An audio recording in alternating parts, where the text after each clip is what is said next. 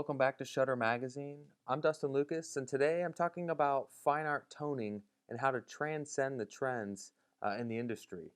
Something to look at when doing this type of editing and any sort of creative editing is you start to think about portfolio, but you really don't have a lot to sort of compare yourself with, or unless you're taking that initiative and looking into things like image comps to really push the limits and sort of set a bar for yourself. And so this article is really about creating those standards for yourself, but also maybe setting a bar for you to meet so that way you're always pushing the limits. Because a lot of times, when you're setting trends or looking at different trends online, inevitably those trends die.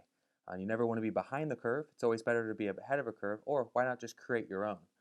So let's start by looking at Lightroom as I start with a majority of my articles and get the image prepped to take it then into Photoshop.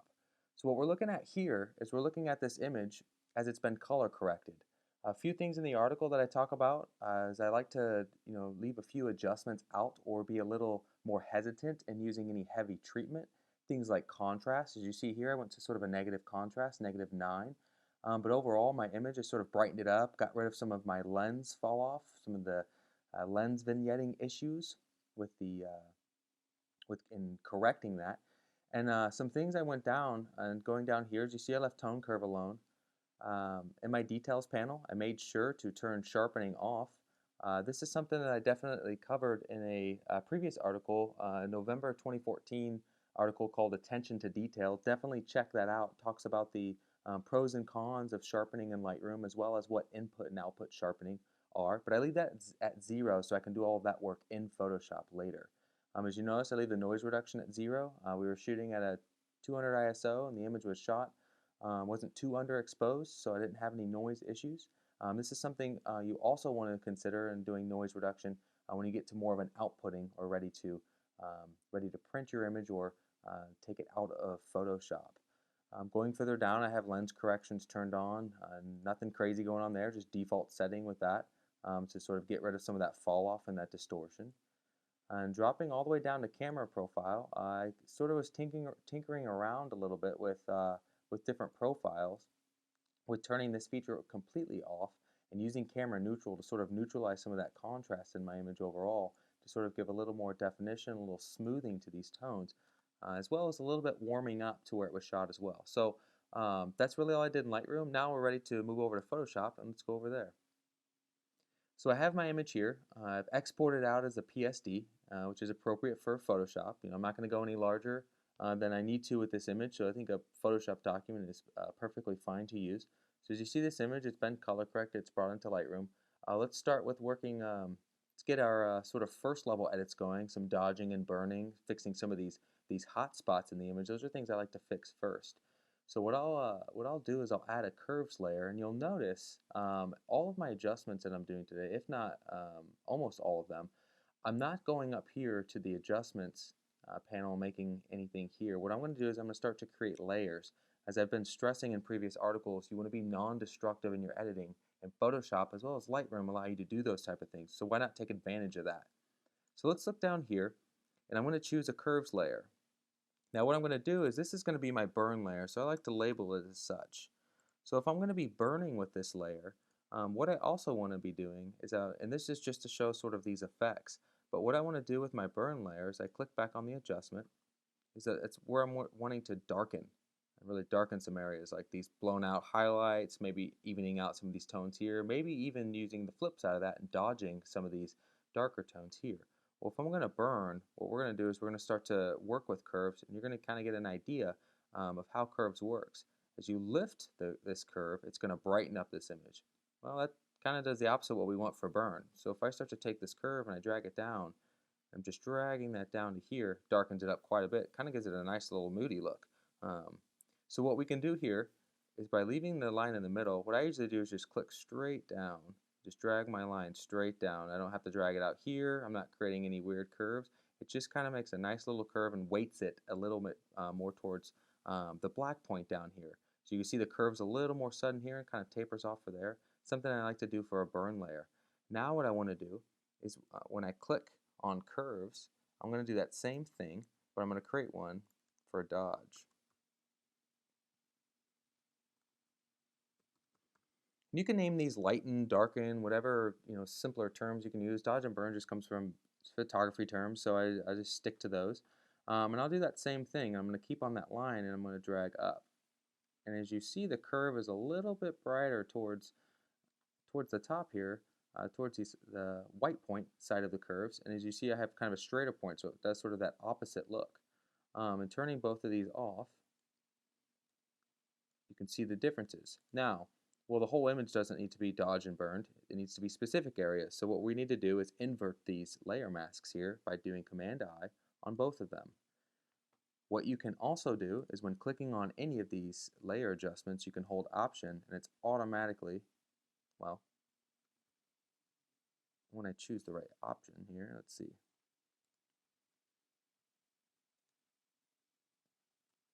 Toggling that back and forth, we have the option here to paint in some of these areas.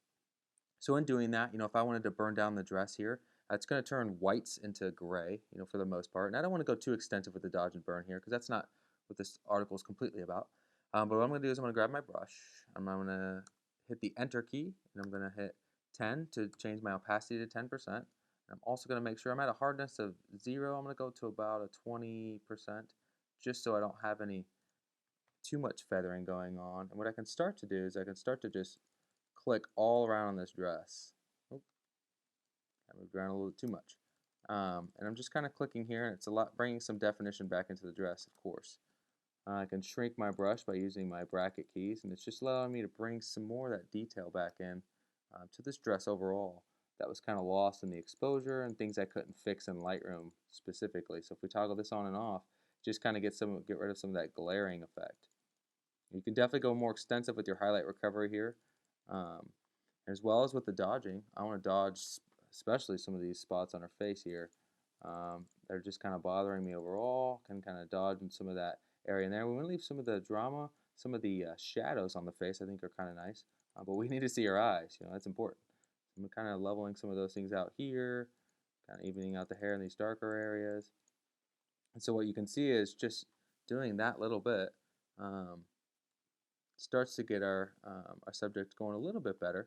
But definitely want to spend some time. You want to do some burning maybe in these kind of brighter areas. We can do that same sort of thing, kind of evening out those tones. It's very important to get rid of any distractions or any sort of uneven toning. So that way we're looking at the subject, but it's total image. Everything just looks consistent and solid. Even this little piece here we want to get rid of. So definitely take some time. This is what I call the sort of touch-up or cleanup section. And it kind of is when it's all said and done. This is where our image was. And sort of doing some cleanup just kind of lets me kind of burn down some of these areas around and give a little more focus to our subject. And you can see just spending 5 or 10 minutes on just getting rid of some of those things. A lot of those details can be the make or break for your image, especially this little odd deal here. You can definitely crop it out, but I'm not sure if I will crop out that edge or not, so I'll clone it out first, and we'll talk about cropping later. So let's jump on in. Let's jump on into the curves and some different options that we can do for curves for more of a creative toning. Now, as I explained in my article, working with your curves layer and sort of understanding these different things that they do, these are the two curves layers that I explained in sort of the creative section. But the first ones, I'm just going to create a new one here. I'm going to throw it outside my toning layer so we can kind of get a little bit better understanding of what the curves do. As you notice, these it kind of has a black point and a white point at the bottom, and it has this sort of gradient between them. As you drag this to the right, it's kind of similar to how black point slider works in Lightroom. As we increase that, it really starts to clip and deepen those black tones. As well as with the highlights, when we drag this to the right, it really starts to increase white point, very similar. What you can do is to create that opposite effect, like you can in Lightroom by going into the negatives in Lightroom, that's going to create this effect, and by going into the positives, it's going to create this effect for the white tone. Well, you can actually click on this point and you can drag upward to give that plus effect with the black point, where it starts to matte those blacks. You can do quite the same thing by going into the negatives on the sliders, the same way in Lightroom. And what I'm talking about a little more specifically, to go back to that adjustment, is you notice that we can actually increase the black point, which is pulling the black tones out, and we can go into the negatives, which is going to create that effect too. Same thing happens for whites. If you increase the whites, it's going to brighten those tones up. If we decrease, so curves are a little bit more advanced version of what Lightroom has the ability to do. And so when you grab this white slider here, it allows you to do that, as well as you notice my slider starts to peek in. So if we want to go laterally across the curves, we can use the little sliders at the bottom. If we're wanting to do more vertical changes, it's gonna have to click on those points. So that can kind of get you a little bit of a matte look just starting out. It kind of flattens the tones. As I explained too, is you can drop, you can certainly drop contrast, remove contrast out of an image to see, how well that's working for you as well. You can go into the negatives with contrast, maybe all the way down to the negative tone, to where it just really flattens your image out, which isn't, a terrible effect by any means, but it definitely has a different effect altogether. You sort of lose the definition of your image by flattening those tones, and they just sort of go gray altogether. So in using those, I definitely advise using more with curves or doing more adjustments with that when you're trying to do any sort of toning than messing with the contrast slider. You don't have as much um, custom control into what that effect is doing. It's more or less just a slider at that point, pretty similar to what Lightroom was. So when we're looking at our first curves here, you're noticing this this curve tone. When I turn that on, it really starts to create this look overall. I didn't do anything specific. It was just making these points. I wasn't changing any of my channels here in the RGB channels, just creating this curve tone to just kind of give it a unique kind of matte but still defined contrast and color tone. I didn't flatten images. I definitely have plenty of definition. It just kind of takes that, all the sort of the contrast and the brightness, the brights to darks and all these leaves, and just kind of subdues them. It doesn't grab my attention, so I can come right back to the subject. She's very contrasty with this background and looks a lot better. But what I'll then do is, because I've lost some of that definition in the blacks, is I'll bring a second curves layer to where I'm dragging some of that black point back in to give it some moody work. Now you have to understand that I can go in at any point and mask out my subject, which is a great idea. And it's getting rid of some of that bright and dark tones. We don't want to add too much to her and darken her too much, or even even around in specific scenes of this image, we don't necessarily need to have all those blocked up tones in the image either. We can kind of go to where areas get too dark maybe, and relieve some of those areas. So what this curves allows us to do is it's kind of the first point for our toning. What I want to get into now is into gradient maps, and to get something more in a grayscale range of tones and start to add in duotones, like another color as well as black. I'm ranging with that. So what we're going to do is we're going to go down here into our adjustment layers, and we're going to choose gradient map.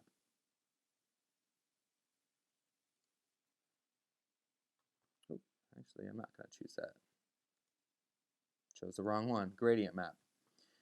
So as you notice here, I'm going to drag this layer to the top here and see. So you see, we kind of have just sort of inverted our image. There's not a whole lot going on here, but we can start to choose these different presets. And in the article, I talk about using Selenium 1. You see, it takes my image and just pulls all of the color out of it altogether, desaturates it, keeps my toning, but I don't lose that contrast, and it's just that little bit of change there. And so with doing that, and it desaturated my greens and some things like that, and applying this, okay, well, I've kind of created this sort of, looks like an infrared black and white photo. Well, that's great, but I want to bring some of my color back. So I have a couple of options. I can start to just paint back in the tone to get rid of the gradient tool. That's an option to bring back some of those greens. Not necessarily something that I want to do, but what I can start to do on a much simpler level is start to look at blending modes, and why not? So what I can do is taking this, I'm going to take this gradient map, and I'm going to start to apply different blending modes. So I'm going to look at a few different ones. One being multiply. You see what that did, and wow, that's kind of blocked up my image a bit, but it kind of gave it an interesting look overall. I have an option, soft light, which is a little less dramatic. It's going to start to bring back some of those tones, but a lot of contrast, a lot of deep contrast that I kind of got rid of. And then I also have an option to look at luminosity. Um, Luminosity is a pretty interesting one. As you can see, it's applying most of its work in those highlights and those bright tones, as you can see, kind of dulling those. That's an interesting one for us to come back to on all these little brighter green leaves and how to subdue those without just burning them down. Well, you're going to burn the dark areas and the light areas, but you see it's really just affecting those highlighted images. Excuse me, the highlight content. I'm going to go back to multiply because I think there's a lot there. It kind of kills my image here. And that's why I have opacity. This is something I can take the effect of this and just really tone it back. I like to do, for now, I'm going to keep it at 40%. And you can see how much of a drop that did.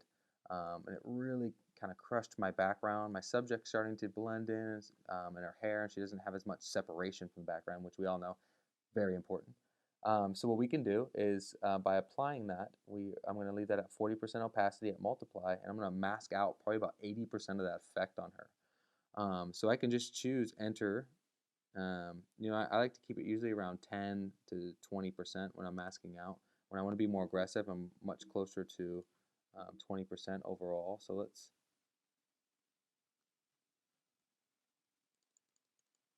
And with 20%, if I make 4 clicks, technically, or 4 passes, that should be 80%. But we're going to kind of go through and just do some quick look overall. And maybe even coming off this effect, just a little bit more. Our background's kind of losing to that. And so this is a great tool to just start to really hone in on some more creative toning. It's a little more hands-on. The gradient map's a great tool, as well as doing some color fills. I want to bring some haze back and get rid of this dark, gritty, contrasty look. I mean, I want it to be a little sensual and not just over dramatic. So what I'll do is I'll add solid color here, and what I'll most likely do is choose a warmer tone. I chose kind of an oranger tone before, something there. That's perfectly fine. And as you notice, our color fill just sort of takes over the whole image. Well, for this, we want to change this to soft light. So it starts to blend with our image, and it makes this kind of like an ugly orange tint. It's like a bad film negative. And then we can take this down, and I'm going to drop it down to 10%. As you can see, it just kind of gave us a little bit of an orange look. Well, I think it might be a little much, and we'll get to that. But my next level, what I like to do is create another color fill and do kind of a magenta or a pinkish tone. So we'll do another color fill layer, drag these sliders up here to kind of in the magenta range. We'll just get something, doesn't have to be too crazy, kind of pop magenta-y there, maybe with some gray tones in it, something a little less vibrant. I'm happy with that. And we're going to do that same thing. We're going to take it down to 10%. We can toggle that on and off as it is. You see it has quite a bit of effect. But then we want to change the blending mode as well. We want to change that. Maybe we'll change that to multiply as well. As you can see, these two tones, just a little bit of effect. Nothing too over the top. And then we can go back in and we're going to add one more color fill. We'll do a cooling agent to kind of get rid of this warmth that we put on to kind of balance that out. I like to balance the warmth with some cooling to sort of scale some of that back. Instead of just dropping the opacity on those two layers, we'll add a cooling layer as well. It's just kind of an interesting effect for your shadows. So I'm going to go in and kind of do a bluish effect. Do something in here. I think I'm pretty happy with that. Maybe get a little bit of more gray tone into it. Happy with that. Now we're going to choose an option for exclusion. And of course, as you see here, now we're kind of creating this weird looking screen print effect. We want to go down to 10%. And that cooling just adds just a little extra layer. And so what I'll do is I'll group these layers by holding shift and selecting the bottom one. And I'll go and I'll do group from layers, and then we'll choose color. We'll just call it color haze. Color haze, just to kind of group it. So now we can turn that completely on and off, and it just kind of gives the image a little bit of haze effect, and it's not doing too much. As you see, when we started out with the warmth, it's just kind of adding a little bit of a, a little bit of a haze look overall. And this is definitely, up to your preference, and it just kind of gives you an idea of how to create those different color hazes and things. Definitely, you can create a whole spectrum of colors for yourself and go through them, but it's an interesting look overall for this image. But the some other final touches that I like to do is working with some sharpening. As you already see here, I have my sharpening group, but nothing is turned on. And so, like I had said in that previous article, attention to detail. I have my input sharpening, which is my pre-sharpened layers. You can see how sharp everything gets. And if you're interested in working with this, definitely check that article out. It talks a lot about the pros and cons of sharpening in Lightroom versus sharpening in Photoshop, how to sharpen, best techniques. Definitely check that article out. I also have my output sharpening. As you can see it, I don't have output on as high, um, but it's this is more or less based for how you're printing or what you're doing with this image out of Photoshop. Pre-sharpens is more or less how it's coming into the program and sharpening for any of those things that were dulled. But a different effect that I like to work with is the black and white.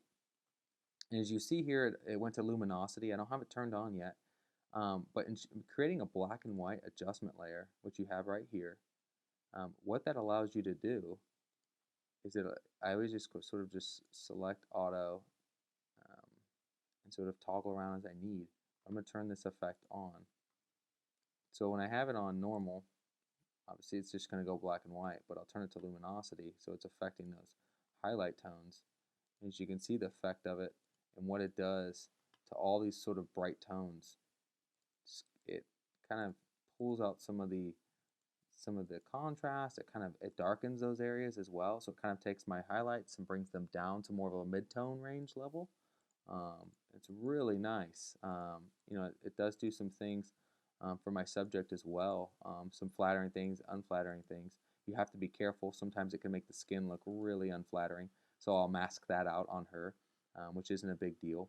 But I can zoom out just a little bit to get an idea of how my red tones are being affected, which majority of those are on her.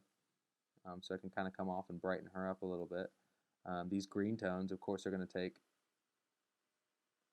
a whole nother, they'll have a whole nother look to them if we wanted to bring some of that out. But I'm kind of working with toning some of those back. It's just an interesting effect overall. When toggling that on and off, it just kind of takes some of those bright areas and knocks them down. But that's about all I have for sharpening. The last thing that I wanted to talk about is the the Nik software. Let me select on my background here, and I'm definitely going to cover this software in full, in a later article. But the three effects that I really like to use. A more automated system is you have your pre-sharpener, which is your input sharpener. You have your output, as well as an option for Silver Effects Pro. Silver Effects Pro is great for HDR toning, for of course creating black and white images as well. But there are a few different looks and things. You have a lot of options in here. You can create custom presets.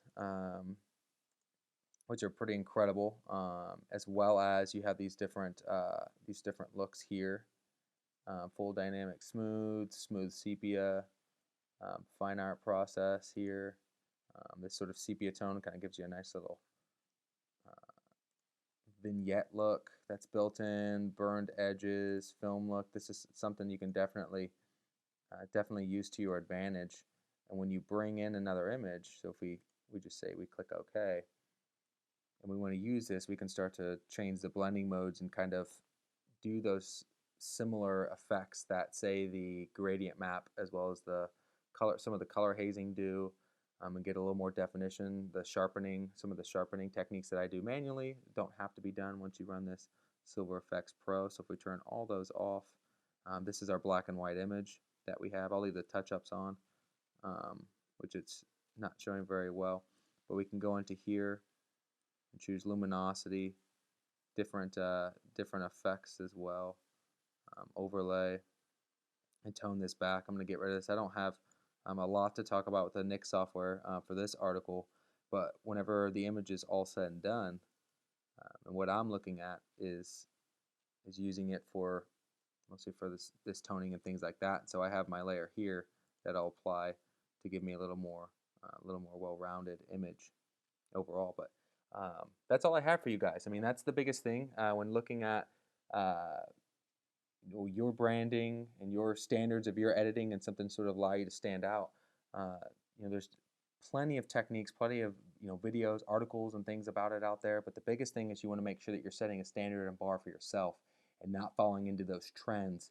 Because like I always say, and especially in this article, I mean those trends die. It's always good to stay at a middle ground or find something that works for you. But that way you're not changing your portfolio every year and your clients don't have an idea and you have sort of a greatest hits over the course of 10 years for what you're changing. I mean, so change is good. You definitely want to adapt. But it's always good to, not fall into those trends and things like that. So if you guys have any further questions or anything for me, definitely reach out to me and let me know. I'd be more than happy to, discuss any further techniques or anything that you incorporate in your workflow, that I didn't in this one. So, all right, guys. Thanks.